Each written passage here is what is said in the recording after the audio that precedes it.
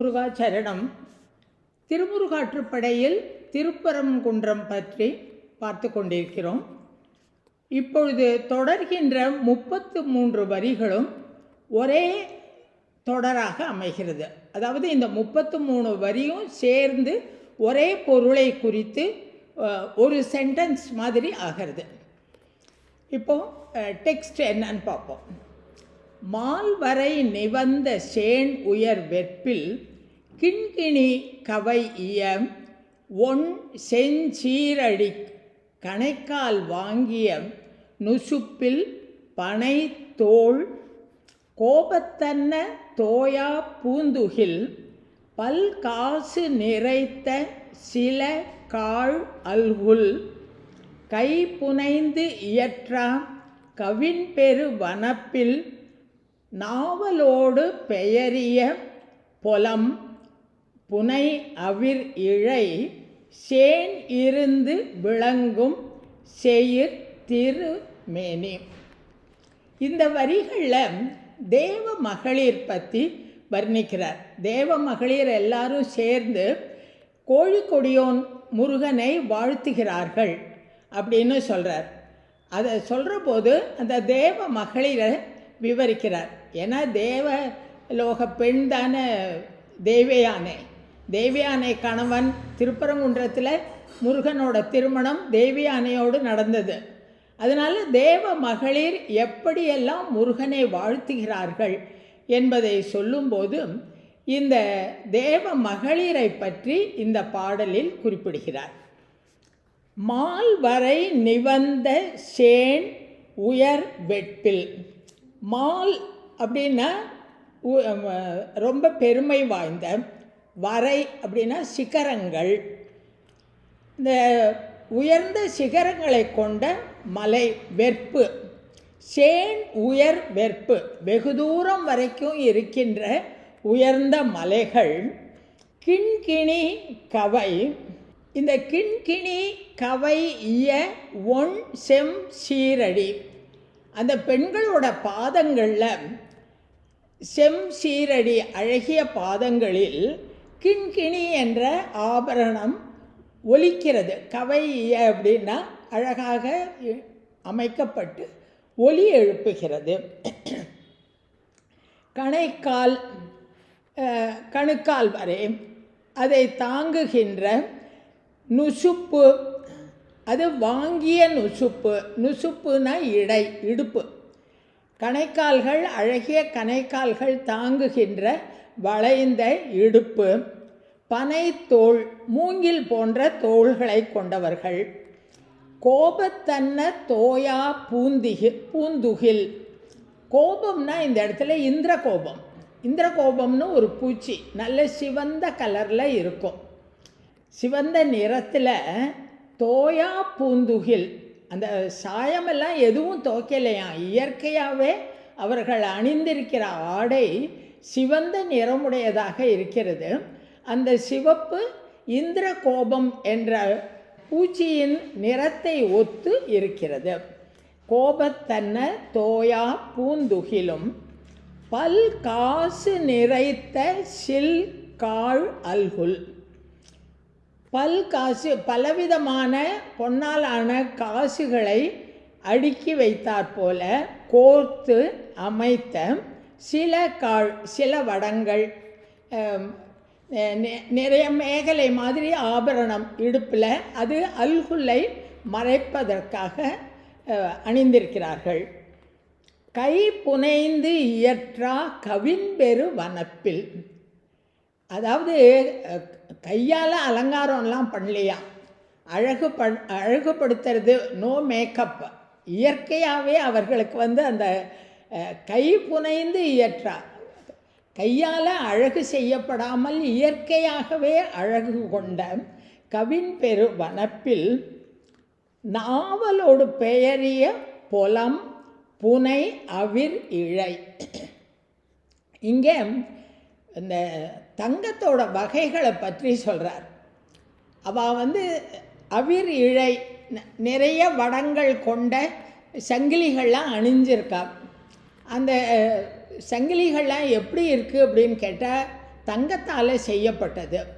அதுவும் எந்த தங்கம் அப்படின்னு கேட்டால் நாவலம் பெயரிய பொலம். பொலம்னா கோல்டு, தங்கம்.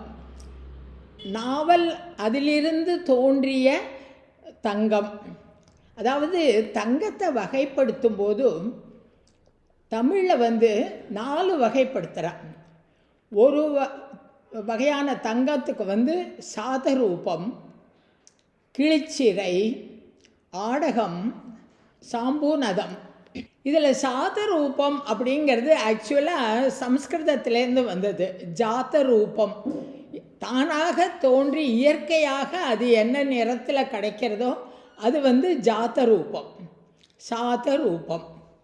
கிளிச்சிறை, கிளிச்சிறைங்கிற தங்க வகையானது லேசான பச்சை நிறத்தோடு இருக்குமா. ஆடகம் நல்ல சிவந்த நிறத்தில் இருக்கின்ற பொன். இங்கே குறிப்பிட்டிருக்கிற அந்த ஜாம்பூநதம் என்கிறது நாவல் நதிக்கரையில் இருந்து கிடைக்கப்பட்ட, இது ஓரளவு சாம்பல் நிறத்தோடு கூடிய தங்கம். இப்போ சொல்கிறோம் இல்லையா, பிளாக் கோல்டுன்னு சொல்கிறோம், பிளாட்டினம், எத்தனையோ விதமான தங்கம்லாம் சொல்கிறோமே, அப்போவே நமக்கு இருந்திருக்கு அதெல்லாம். இது மேருமலைக்கு பக்கத்தில் நாவல் நதின்னு ஒன்று ஓடுறது. அந்த நாவல் நதியிலிருந்து பெறப்பட்ட தங்கம், அதனால் இதுக்கு ஜாம்பூநதம். ஜம்பூனா நாவல். அந்த நாவல் நதியிலிருந்து பெறப்பட்ட தங்கம். அந்த தங்கத்தினால் ஆன சாம்பூநதம் என்ற தங்கத்தினாலான அவிர் இழை வடங்கள். அவிர்னா பிரகாசிக்கின்ற, இழை வடங்கள், சங்கிலிகள். சேன் இகந்து விளங்கும் செங்கதிர் சேன் இகந்து விளங்கும் செயிர் திருமேனி. தூரக்கேந்து பார்த்தா கூட அவர்களுடைய மேனி பிரகாசமாக இருக்கிறது. இந்த சூர் தேவ மங்கையரை பற்றி, அவர்களுடைய அழகை பற்றி வர்ணிக்கிறார் இந்த வரிகளில். அடுத்ததாக சொல்லும்போது, துணையோர் ஆய்ந்த இணை ஈர் ஓதி செங்கால் வெற்றி சீரிதழ் இடை இடு பூ பைந்தாள் குவளை தூ இதழ் கிள்ளி தெய்வ உத்தியோடு வலம்புரி வயன் வைத்து திலகம் தைய தேங்கமிழ் திருநுதல் மகரப் பகுவாய் தாழ மண் உறுத்து துவர முடித்து துகள் அரும் உச்சி பெரும் தன் சண்பக செறி கரு தகட்டு உழைப்பூ மருதின் ஒள்ளினர் அட்டி கவின் எழுதரு கீழ்நீர் செவ்வரும்பு இணைப்புறு பிணையில் வளையி. இதில் அந்த தேவ மகளிரோட தலை அலங்காரத்தை பற்றி விவரிக்கிறார். அவர்கள் என்ன பூ வச்சுருக்கா, அந்த பூவெல்லாம் எப்படி அலங்காரம் கட்டப்பட்டிருக்கு, அவர்கள் தலையில் அணிந்துள்ள அணிகலன்கள் என்னென்ன, இதெல்லாத்தையும் பற்றி சொல்கிறார். துணையோர் ஆய்ந்த இணை ஈர் ஓதி. கூட அந்த தேவ மகளிரோட தோழிகள், துணையோர் ஆய்ந்த, அவர்கள் செய்த, அவர்கள் அந்த தேவ மகளிரோட தலை கூந்தலை, ஓதின தலை கூந்தல், அதை ஈர் ஓதி, இணை ஈர் ஓதி, 2 பக்கமும் சரியாக பிரித்து, அந்த வகுடு எடுக்கிறதுன்னு சொல்கிறோம் இல்லையா, அதை சொல்கிறாரா. எவ்வளோ அழகாக இருக்குது இந்த வார்த்தைகள்லாம். இணை ஈர் ஓதி செங்கால் வெற்றி சீரிதழ் இடை இடு பூ. செங்கால் வெற்றி, வெற்றிப்பூ. வெற்றிப்பூவோட காம்பு சிவந்த நிறத்தில் இருக்கும், அதை தான் செம்கால் வெற்றி. சீரிதழ், அதனுடைய அழகான இதழ்களை இடை இடுப்பூ, அதை இடையில் பூக்களாக கட்டி, அந்த வெற்றி பூக்களை கட்டி பைந்தாள் குவளை தூ இதழ் கிள்ளி. அடுத்தது அந்த வெட்சிப்பூவோட சேர்த்து குவளைப்பூ. குவளைப்பூ வந்து நீல நிறத்தில் இருக்கும், ஆனால் அதோட காம்பு வந்து பச்சை நிறத்தில் இருக்கும். பச்சை நிறத்தில் இருக்கிற பைந்தாள் குவளை, பச்சை நிற காம்புகளை கொண்ட நீல குவளை மலர்களின் தூ இதழ், அதனுடைய மெல்லிய இதழ்களை கிள்ளி, அதாவது அதை வந்து இடையில் சேர்த்து அந்த பூ அலங்காரம் தலையில் பண்ணுற போது வெட்சிப்பூக்கள் அதுக்கு வந்து சிவந்த காலா, சிவந்த காம்பு, அதே போல் குவளைப்பூ அதுக்கு வந்து பச்சை காம்பா, இதெல்லாம் சேர்த்து தொடுத்து தெய்வ உத்தியோடு ஸ்ரீதேவின்னு சொல்கிறோம். நம்ம தலைக்கு அலங்காரம் பண்ணுற போதும் 2 பக்கமும் சுட்டி சந்திரப்பிரபை சூரிய பிரபைலாம் வைப்போம் இல்லையா, அந்த மாதிரி தெய்வ உந்தி, அதுக்கு பேர் ஸ்ரீதேவிங்கிற தலை அலங்காரம். அது வலம்புரி, வலம் பக்கத்தில் அங்கே ஒரு சக்கரம் அமைத்து அந்த தலையில் வைக்கின்ற ஆபரணங்கள் வயின் வைத்து அழகு பெற வைத்து திலகம் தைய தேங்கமிழ் திருநுதன். திலகம் நெத்தியில் இட்டுக்கிற சாந்து திலகம், அது நல்ல நறுமணம் கமிழ்ந்து இருக்கு. அது அவர்களுடைய நெற்றியில் ரொம்ப அழகாக வச்சிருக்கான். நல்ல வெற்றி பூக்களையும் குவளை பூக்களையும் சேர்த்து இணைத்து சின்ன சின்ன அரும்புகளாக எடுத்து கட்டி, அதை தவிர தலையில் சூரிய பிரபை சந்திரப்பிரபை அந்த சுட்டி அதெல்லாம் வச்சு தலைக்கு அலங்காரம் பண்ணுறோம் இல்லையா, அந்த அலங்காரத்தை பற்றி தான் இந்த வரிகளில் சொல்கிறார். அப்போது நெற்றியில் இட்டுக்கொண்டிருக்கிற திலகமானது நல்ல மனம் கமழும் திலகம். மகர பகுவாய் தாழ மண் உறுத்து. மகரம்னா மகர மீன், பகுவாய்னா வாயை திறந்திருப்பது போன்ற, அதாவது நெற்றியில் போட்டிருக்கிற மண் உறுத்துனா நெற்றியில் அணிந்துள்ள அந்த சுட்டின்னு சொல்கிறோம் இல்லையா, அந்த ஆபரணம் எப்படி இருக்குன்னு கேட்டால் அந்த மகர மீன் வாயை திறந்தது போல அமைப்புடைய ஒரு ஆபரணம். அதை நெற்றியில் அணிந்து கொண்டு துவர முடித்து, ரொம்ப அழகாக தலையை முடித்து கூந்தலை முடித்து துகள் அரும் உச்சி. துகள்னா இந்த இடத்துல வந்து குற்றம் எதுவும் இல்லாமல் அந்த உச்சியில் கொண்டை மாதிரி அமைத்து பெரும் தன் சண்பகம் செர்யி. அந்த காதுகிட்ட 2 செண்பகப்பூவை வைக்கிறாளாம். அந்த செண்பகப்பூ நல்ல குளுமையான செண்பகப்பூ, நல்ல பெரிய செண்பகப்பூவாக தலையில் வைத்து கருந்தகட்டு உழைப்பூ மருதின் ஒழியினர் அட்டி. மருதுனா மருத மரம். மருத மரத்தில் பூக்கின்ற ஒழியினர் அந்த கொத்தான பூக்களை, அது எப்படி இருக்குது அப்படின்னு கேட்டால் அந்த பூக்களை எடுத்துக்கொண்டு இதழ் வந்து மெல்லிய கருமை நிறம், பின்பக்கம் வந்து மெல்லிய கருமை நிறமாக இருக்கும். அது ஆனால் ரொம்ப தகடு மாதிரி ரொம்ப மெல்லிய பூ. அது அந்த மெல்லிய பூ, அதை தவிர மருத மரத்தின் பூங்கொத்துக்கள், இவை எல்லாவற்றையும் தலையில் வைத்து கொள்கிறார்கள். அதை தவிர கவின் எழுதரும், இதெல்லாம் வைக்கிற போது அப்படி ஒரு அழகாக இருக்குது பார்க்குறதுக்கு. கவின்னா இந்த இடத்துல அழகு. எழுதரு கீழ்நீர் செவ்வரும்பு இணைப்புறு பிணையல். அந்த தண்ணிக்கடியில் சின்ன சின்ன அரும்பாக பூத்திருக்குமே, அந்த அரும்புகள் கீழ்நீர் செவ்வரும்பு, சிவந்த நிறமுடைய அரும்புகள், எல்லாவற்றையும் சேர்த்து கட்டி பிணைப்புறு பிணையல் வளையி. இந்த பூவை அப்படியே கொண்டையை சுற்றி வளைச்சு அணிந்து கொண்டிருக்கிறார்களாம். பிணைப்புறு பிணையல் அந்த கட்டிய பூவானது வளையி அந்த கொண்டையை சுற்றி சொல்கிறோம் இல்லையா, பிச்சோடா போட்டுருக்கான அந்த காலத்திலேயே அதை அவ்வளோ அழகாக சொல்கிறார். அதை அந்த தேவ மகளிர் தலையில் அணிந்துள்ள தலை ஆபரணங்கள், அந்த ஆபரணங்களோடு சேர்ந்து இந்த பூக்களை எல்லாம் மிக அழகாக கட்டி தலையில் அணிந்தவர்கள் அப்படின்னு இந்த 8 வரியில் சொல்கிறார்.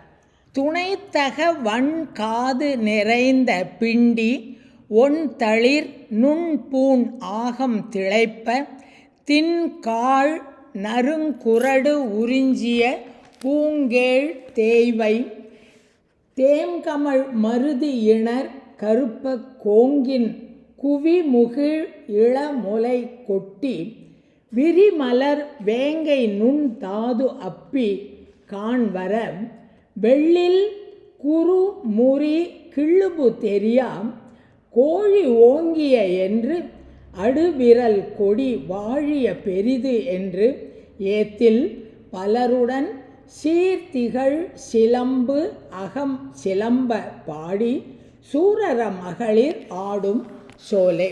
சூரர மகளிர் எல்லாருக்கும் பயத்தை கொடுக்கக்கூடிய தெய்வ மகளிர், அவர்கள் ஆடுகின்ற சோலை திருப்பரங்குன்றம்.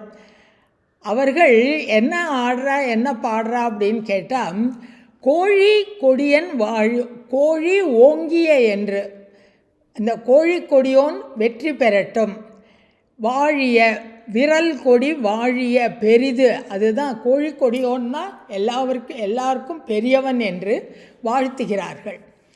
தேவ மகளிரின் அழகை பற்றி சொல்லின்னு வரபோது இதை தொடர்ந்து துணைத்தக வன்காது நிறைந்த பிண்டி ஒன் தளிர். துணைத்த அக வன்காது, 2 காதும் பேரலாக அழகாக அமைஞ்சிருக்கான். அழகாக அமைந்த 2 காதுகளில் நிறைந்த பிண்டி ஒன் தளிர். பிண்டினா அசோக இலை. அசோக இலையை காதில் தொங்க விட்டுருக்காளாம். அந்த அசோக இலை காதில் தொங்க விட்டிருக்கிற அந்த இளம் தளிர்கள் நுண் பூண் ஆகம் திளைப்ப, அது மார்பு வரைக்கும் அந்த இலைகள் திளைக்கிறதாம். அந்த காதில் அணிந்துள்ள அந்த இலைகள் அந்த பெண்களுடைய மார்பு வரை வருகிறது. அதுவும் அந்த மார்பகம் எப்படி அப்படின்னு கேட்டால், நறுங்குரடு விரிஞ்சிய பூங்கேழ் தேய்வை. தின்காழ்னா வலிமை மிக்க, காழ்னா வஜ்ரம் வைரம் பாய்ந்த சந்தனம். அதாவது சந்தன மரம் நல்ல பழசாக நல்ல வயசானாதான் அதில் வாசனை நல்ல வாசனை வரும். அந்த மாதிரியான சந்தன கட்டைகளிலிருந்து, வஜ்ரம் பாய்ந்த சந்தன கட்டைகளிலிருந்து சந்தன குழம்பை அரைத்து செந்தேய் பூங்கேழ் தேய்வை, அந்த சந்தனக்கட்டையை அரைச்சு அந்த சந்தன குழம்பை மார்பில் பூசி கொண்டிருக்கிறார்கள். அது ஈரத்தோடு இருக்குது. தேம்கமழ் மருது இணர், வாசனை மிகுந்த மருத மலர்களின் வாசமும் அதில் நிறைஞ்சிருக்கு. அதை தவிர அந்த இளமுலைகள் கோங்கின் குவிமுகள், கோங்கின் தென்னங்குறும்பை போன்ற அழகிய இளமுலைகள், அதில் நல்ல வஜ்ரம் பாய்ந்த சந்தனக்கட்டையில் அரைத்த சந்தன குழம்பை பூசிக்கொண்டிருக்கிறார்கள். அது அந்த சந்தனக்கட்டை வாசம் எப்படி இருக்குன்னு கேட்டால், மருத மலர் மஞ்சள் கலர், அந்த மஞ்சள் நிறத்தில் மருத மலர் அப்பி வச்சிருக்கிற மாதிரி இருக்கான். தேம்கமழ் மருது இணர், அப்படியே மருத மலர் கொத்துக்கள் நிறைந்த மாதிரி இருக்கான் அந்த சந்தன குழம்பு மார்பகத்தில். அதுலேயே விரிமலர் வேங்கை நுண்தாது, வேங்கை மலருடைய மகரந்த பொடிகளும் அந்த சந்தன குழம்பில் மார்பகத்தில் விழுகிறது. அது மாத்திரம் இல்லை, வெள்ளில் குறு முறி கிள்ளுபு தெரியா, வெள்ளில் அப்படின்னாக்க விளாமரம், விளாமரத்தோட தளிர் இலைகள் அதை வந்து சின்ன சின்னதாக அதோட தளிர் இலைகள் அதுவும் வந்து அந்த மார்பகத்தில் படிஞ்சிருக்கான். அந்த அழகு சொல்கிறார், அந்த மாலைகள் அணிஞ்சிருக்கிறது, சந்தன குழம்பு அணிஞ்சிருக்கிறது, இதெல்லாம் பற்றி தான் இதில் சொல்கிறார். கிள்ளுபும் தெரியாம் கோழி ஓங்கிய வென்று அடு விரல் கொடி வாழிய பெரிது என்று ஏத்தி. அந்த பெண்கள், அப்பேற்பட்ட பெண்கள், கோழி ஓங்கிய, கோழி கொடியை உடைய முருகன் வெற்றி பெறுக, அடு விரல் கொடி, அவனுடைய கோழிக்கொடி தோல்வியே அறியாத எப்பொழுதும் வெற்றியே பெறக்கூடிய கொடி, அது எப்பொழுதும் வாழ்க, அதுவே உயர்வானது, பெரிது என்று ஏத்தி. பலருடன் சீர்திகழ் சிலம்பு அகம் சிலம்ப, அவர்கள் பாடுறபோது, நடனம் ஆடுறபோது அவர்கள் காலில் இருக்கிற சிலம்பு ஒலிக்கிறதாம். அந்த சிலம்பு ஒலியானது பக்கத்தில் இருக்கிற மலைகளில், ஏன்னா முதல்ல அதுதானே சொன்னார், மால்வரை நிவந்து சேணு உயர்ந்தன்னு சொன்னார். உயர்ந்த மலைகளில் இருக்கிற தேவ மகளிர் இவா, அந்த தேவ மகளிர் ஆடும்போது அவர்கள் கால்களில் உள்ள சிலம்பம் ஒலிக்கிறது. அந்த சிலம்பு ஒலிக்கும்போது பக்கத்தில் இருக்கிற மலைகள் எல்லாவற்றிலும் அதனுடைய எதிரொலி கேட்கிறது. சிலம்பம், சிலம்பு அகம் சிலம்ப பாடி, சிலம்பம்னா இந்த இடத்துல மலைகள், மலைகளை எதிரொலிக்கிறது. அப்பேற்பட்ட சூரர மகளிர் ஆடும் சோலை, அப்பேற்பட்ட தேவ மகளிர் இருக்கின்ற, விளையாடுகின்ற, வாழ்த்துகின்ற சோலை நிறைந்த இடம் திருப்பரங்குன்றம். மந்தியும் அறியா மரன் பயில் அடுக்கத்து சுரும்பும் மூசா சுடற்பூங்காந்தள் பெருந்தண் கண்ணி இளைந்த சென்னியன். இப்போது முருகனை பற்றி சொல்கிறார். முருகனை பற்றி சொல்கிற போது மந்தியும் அறியா, மந்தினா குரங்குகள், மந்தியும் அறியா மரன் பயில் அடுக்கத்து, அந்த காட்டில் இருக்கிற மரங்கள் அவ்வளவு உயரமான மரங்கள், அந்த மரங்களில் வந்து குரங்குகள் கூட ஏற முடியாதான், அவ்வளவு உயரமான மரங்கள். மந்தியும் அறியா மரன் பயில் அடுக்கத்து சுரும்பும் மூசா சுடற்பூங்காந்தள், காந்தள் மலர்கள் அந்த மரங்களில் பூத்திருக்கு. அந்த காந்தள் மலரை வந்து சுரும்பும் மூசா, வண்டுகளும் போய் மொய்க்காதான். வண்டுகள் மொய்க்காத பூவை வச்சு நான் பூஜை பண்ணணும்னு சொல்லி தானே புலிக்கால் முனிவர் தனக்காக புலி பாதத்தை அடிக்குமாறு வேண்டினார். அது மாதிரி வண்டுகள் தொடாத, வண்டு எச்சில் கூட படாத உயர்ந்த செங்காந்தள் மலர்கள், அந்த செங்காந்தள் மலர்கள் உயரமான மரத்தில் இருக்குது, அந்த குரங்குகள் கூட அதை தொட முடியாது. சுரும்பும் மூசா சுடற்பூங்காந்தள் பெருந்தண் கண்ணி இளைந்த சென்னியன், அந்த குளிர்ச்சியான மாலைகள் கட்டப்பட்ட, குளிர்ச்சியான காந்தள் மலர்களை கொண்டு கட்டப்பட்ட மாலையை அணிந்த, மாலையை தலையில் கொண்ட முருகன். இதில் ரொம்ப அழகாக சொல்கிறார், சுடர் பூங்காந்தள் அப்படிங்கிறார். அதாவது ஜோதி வடிவமாக அப்படியே நெருப்பு மாதிரி காந்தள் மலர், காந்தள் மலரே சிவந்த நிறமுடையது, அதை எப்பொழுதுமே வந்து அக்னிக்கு ஒப்பிடுவாள். ஆனால் அந்த காந்தள் மலர் ஆன மாலையானது முருகனுடைய மார்பில் இருக்கும்போது அது தன் கண்ணி இளைந்த சென்னியன், ரொம்ப குளுமையான மாலையாக அவனுடைய மார்பில் இருக்கான். மந்தியும் அறியா அரண்பயில் அடுக்கத்து சுரும்பும் மூசா சுடர் பூங்காந்தள் பெருந்தண் கண்ணி இளைந்த சென்னியன் பார்முதிர் பனிக்கடல் கலங்க உள்புக்கு சூர் முதல் தடிந்த சுடர் இலை நெடுவேல். பார் முதிர் பனிக்கடல் கலங்க. இதில் சூரபத்மனை அவனுடைய முருகனுடைய வேல் அழித்ததை சொல்கிறார். பார்னா இந்த இடத்துல பாறை போல இறுகி கிடந்த கடல், பனிப்பாறைகளால் ஆன கடல். அந்த கடலை பிளந்து கலங்க உள்புக்கு உள்ளே போய் சூர் முதல் தடிந்த, அது உள்ளே போய் ஒளிஞ்சிட்டான் இல்லையா சூரபத்மன். அவன் மாமரமாக வந்தான். கீழ்நோக்கி வளர்ந்த பூக்களை கிளைகளை கொண்ட மரமாக அந்த கடலுக்குள்ளே இருந்தான். அந்த பனிப்பாறைகளால் ஆன அந்த கடலை பிளந்து சூரனை அழித்த சுடர் இலை நெடுவேல், இலை போன்ற மேல்பாகத்தை கொன்ற சுடர் ஒளி விடுகின்ற நெடுவேல், அழகிய வேலை கொண்ட முருகன்.